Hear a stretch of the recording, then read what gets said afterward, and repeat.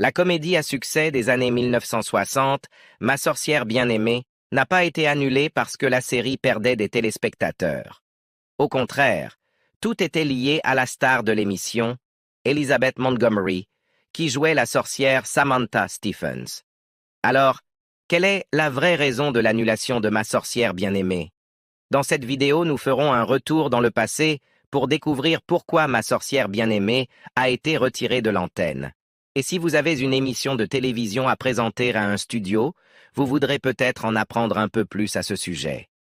Rejoignez-nous pour découvrir les raisons pour lesquelles Ma sorcière bien-aimée a été retirée de l'antenne et découvrir quelques faits moins connus sur l'émission. Les origines de Ma sorcière bien-aimée. Ma sorcière bien-aimée a fait ses débuts le 17 septembre 1964, captivant le public avec son mélange unique de comédie et de fantaisie. Les téléspectateurs ont été présentés au charmant couple, Darren et Samantha Stephens, incarnés respectivement par Elizabeth Montgomery et Dick York.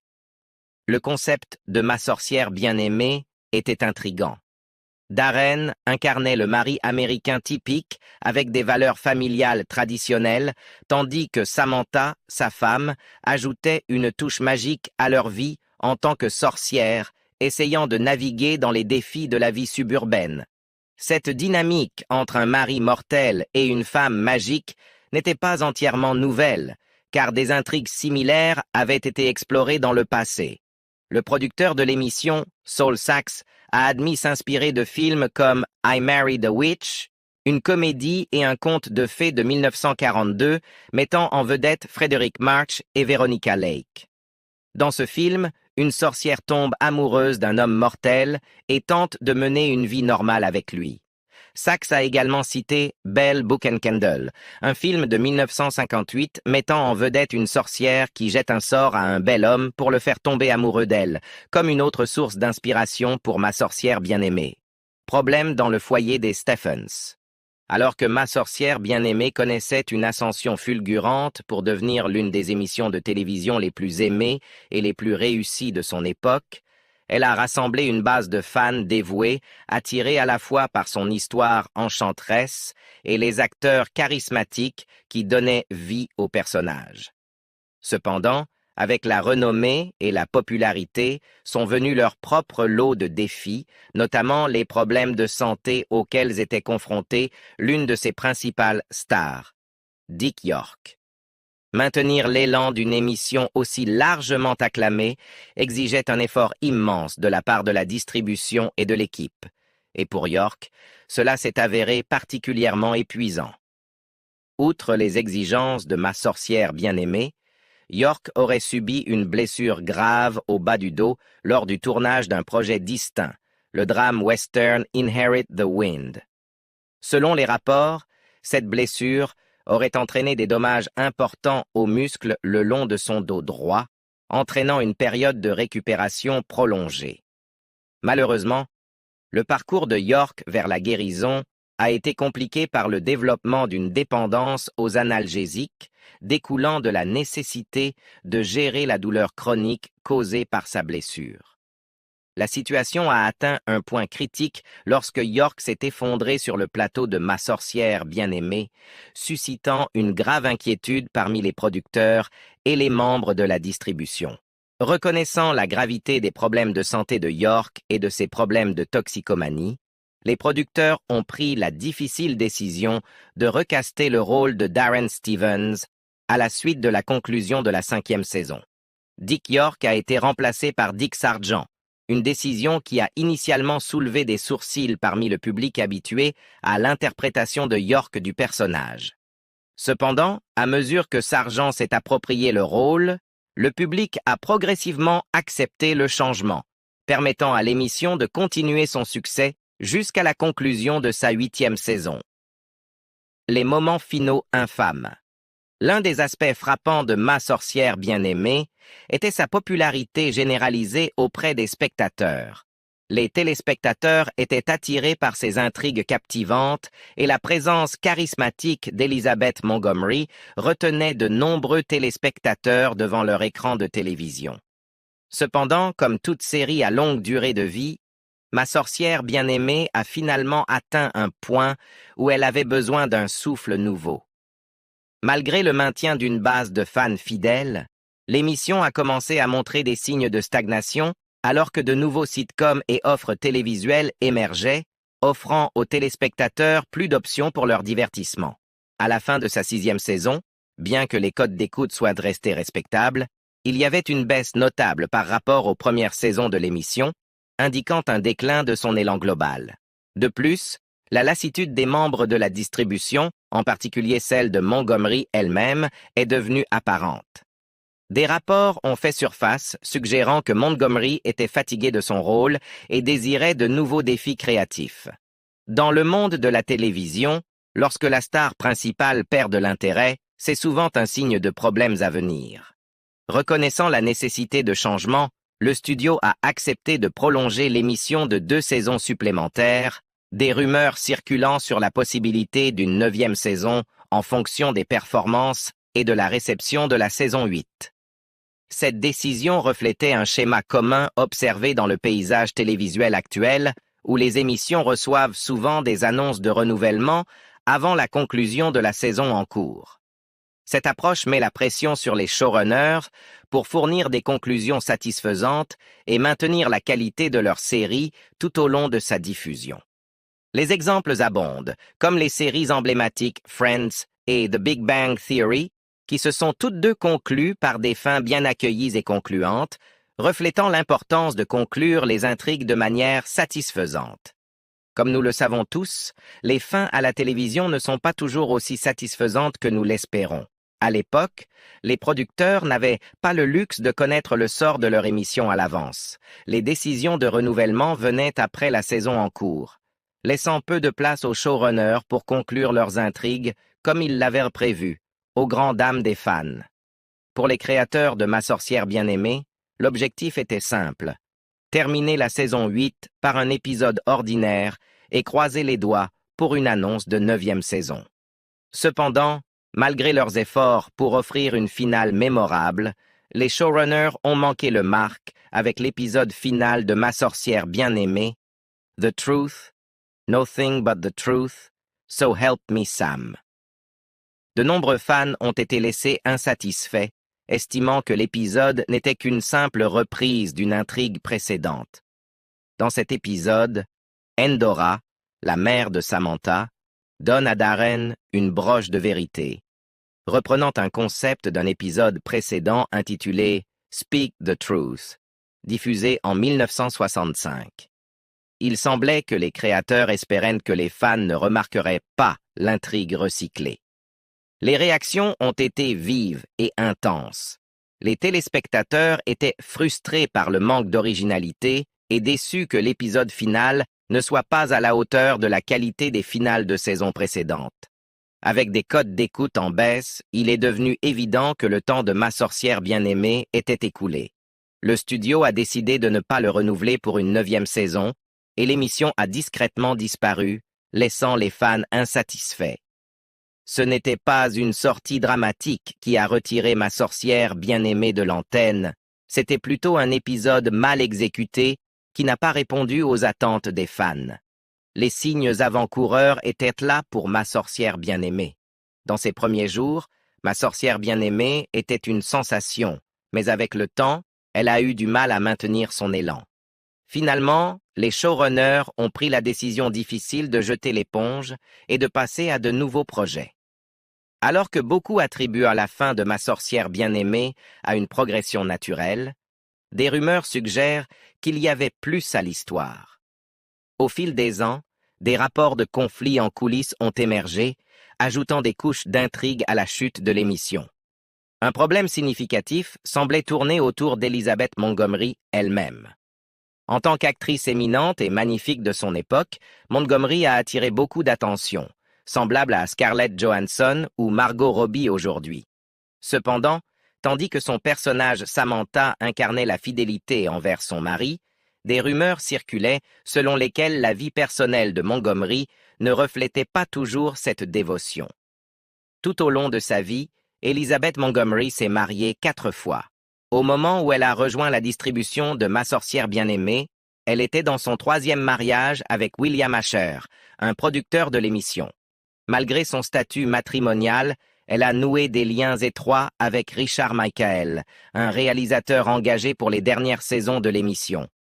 Leur connexion s'est approfondie au fur et à mesure qu'ils travaillaient ensemble, et leur affection l'un pour l'autre est devenue apparente pour ceux qui les entouraient. Leur relation ne pouvait pas rester cachée longtemps, surtout dans l'environnement intime d'un plateau de télévision. Lorsque la femme de Richard a découvert l'affaire, elle a demandé le divorce en 1972, la même année où Ma sorcière bien-aimée a diffusé son dernier épisode. Un an plus tard, Elizabeth Montgomery et William Asher ont également mis fin à leur mariage. Il est évident que la vie amoureuse d'Elizabeth Montgomery a été assez mouvementée. Malgré les efforts de réconciliation après que William a découvert sa relation avec Michael, le fossé entre eux s'est avéré insurmontable. Avec William ayant été infidèle par le passé, la tension était trop forte pour leur relation. Bien qu'Elizabeth et Richard soient profondément amoureux, ils ne se sont jamais mariés officiellement. Après leur divorce respectif, Elizabeth s'est remariée avec Robert Foxworth en 1993, restant mariée jusqu'à son décès en 1995. Ce qui est vraiment remarquable, c'est que ce ne sont que les relations que nous connaissons. En tant qu'une des actrices les plus désirables de son époque, Elizabeth a été liée à de nombreux hommes, d'Elvis Presley à Dean Smith. Même Dick York, qui incarnait son mari à l'écran dans Ma sorcière bien-aimée, a avoué avoir des sentiments pour elle. Il est clair que le charme d'Elizabeth était indéniable, et compte tenu de son aversion pour l'infidélité, on peut comprendre comment des tensions auraient pu se manifester sur le plateau de Ma sorcière bien-aimée. Autre problème d'Elizabeth.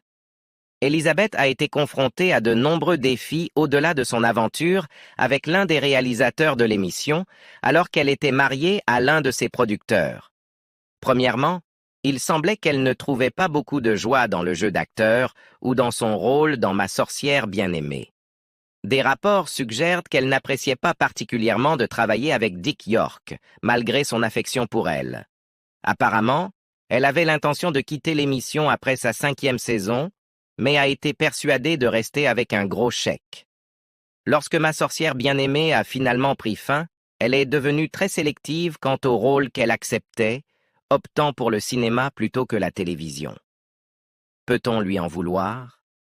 Après 8 ans de la même routine, il est compréhensible qu'elle cherche un changement. Outre sa carrière d'actrice, Elizabeth s'est révélée être une femme d'affaires avisée, possédant une participation de 20% dans Ma sorcière bien-aimée et recevant d'importants royalties à chaque diffusion de l'émission. Avec la large syndication de Ma sorcière bien-aimée, il est probable qu'elle ait reçu une compensation importante. La sécurité financière fournie par ces royalties lui a permis de choisir ses projets plus sélectivement. Il semblait qu'elle était prête à passer à autre chose dès que l'émission se terminait. La relation d'Agnès Moorehead avec Endora. En changeant de focus par rapport à Elizabeth Montgomery, une autre actrice qui semblait avoir rencontré des défis lors de son passage dans Ma sorcière bien-aimée était Agnès Moorehead. Agnès incarnait Endora, la mère autoritaire de Samantha, qui désapprouvait son mariage avec Darren. Et elle a connu un grand succès dans ce rôle, devenant une icône. Cependant, malgré son succès apparent, Agnès n'appréciait apparemment pas d'incarner Endora.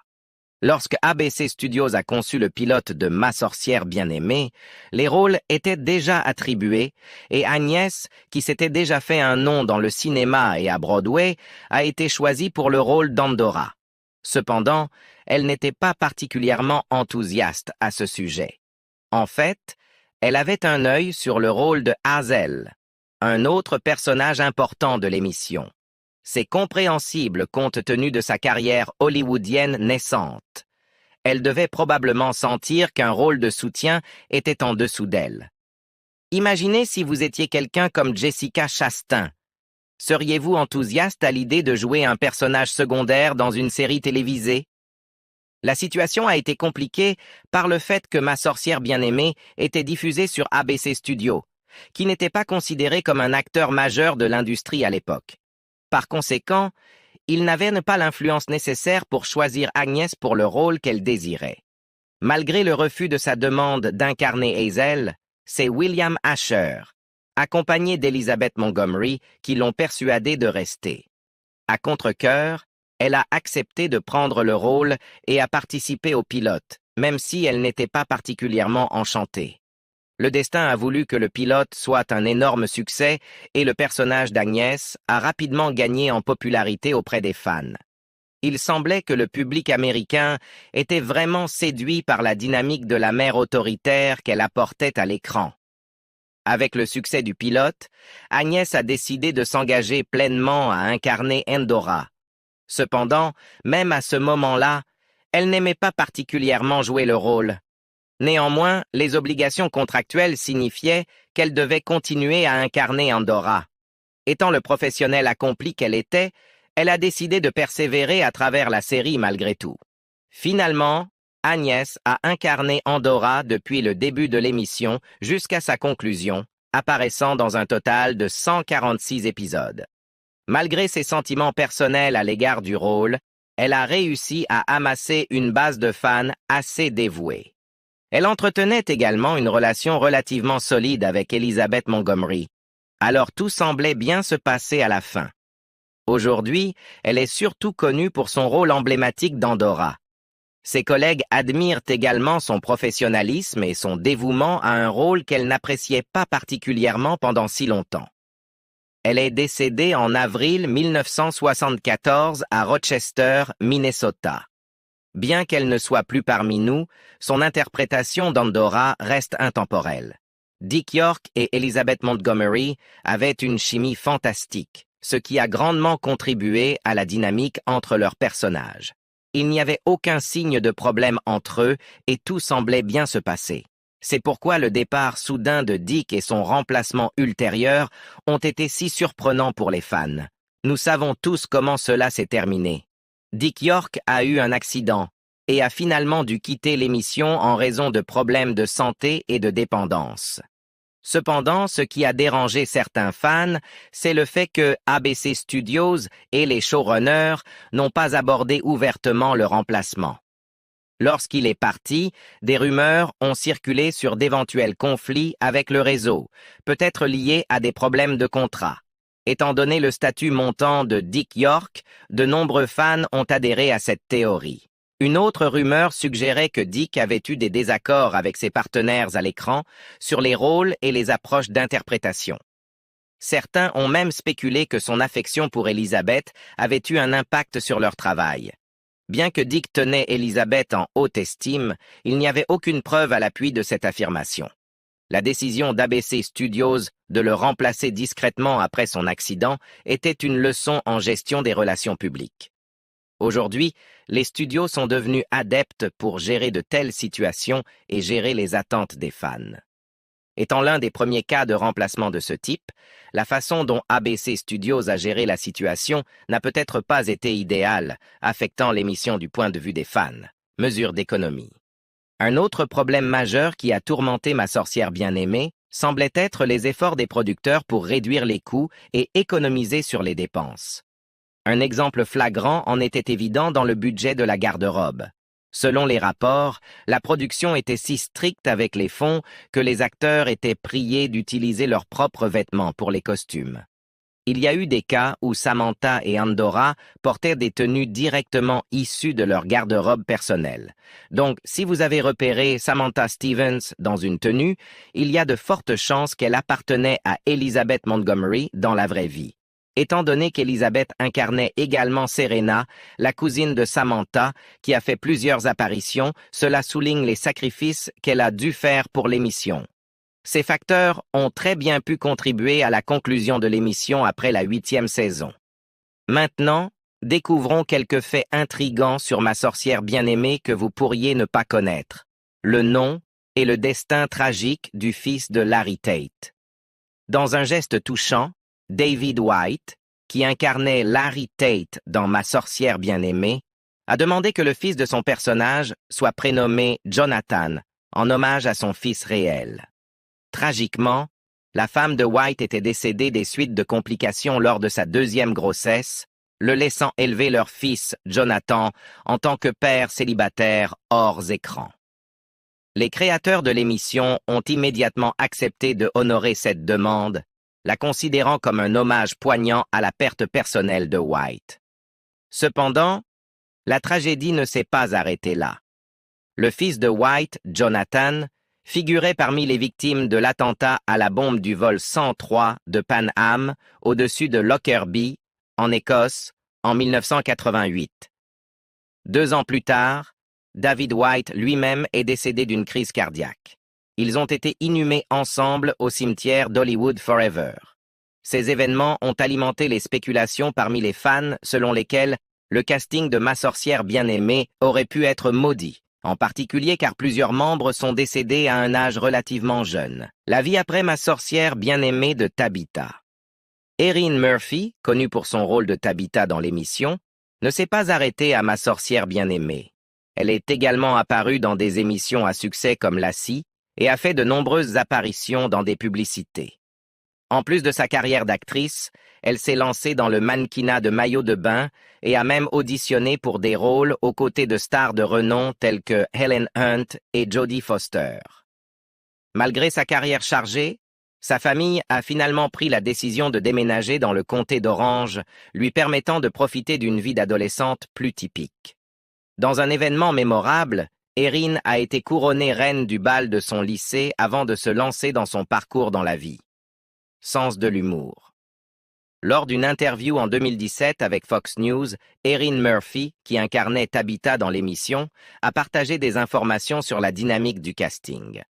Contrairement à la personnalité à l'écran d'Elizabeth Montgomery, Murphy a révélé que Montgomery avait un sens de l'humour pétillant et n'hésitait pas à être un peu ridicule.